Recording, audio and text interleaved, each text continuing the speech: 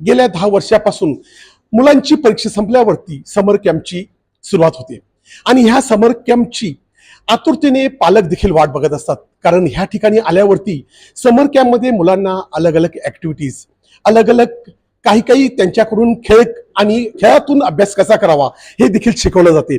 आणि ह्यासाठी आज आम्ही ह्या ज्या समर कॅम्पचे आयोजन केलेल्या अशा मॅडमकडे आम्ही सर्व विचारपूस करणार आहोत. मॅडम, हे समर कॅम्प कसं होते आणि ह्याची सुरुवात तुम्ही कधीपासून केली याविषयी तुम्ही माहिती द्या. ये समर कैंप 2015 से मैंने स्टार्ट किया था। मेरे एक कलीग साथ में थे, उनके साथ में समर कैंप स्टार्ट किया था। ये देखते हुए कि बच्चे लोग जो गांव नहीं जा पाते हैं तो उनके लिए क्या करना चाहिए, तो उनके लिए हमने ये स्टार्ट किया ताकि एटलीस्ट एक कैंप लिया जहाँ पे बच्चे कुछ ना कुछ सीखे। घर में बैठने से अच्छा कुछ ना कुछ सीखेंगे, जैसे है योगा है, क्राफ्ट है, ड्राइंग है, कराटे है, स्विमिंग ले जाना है, पिकनिक ले जाना है, उसके माध्यम तो उनको सिखाना और अलग अलग टीचर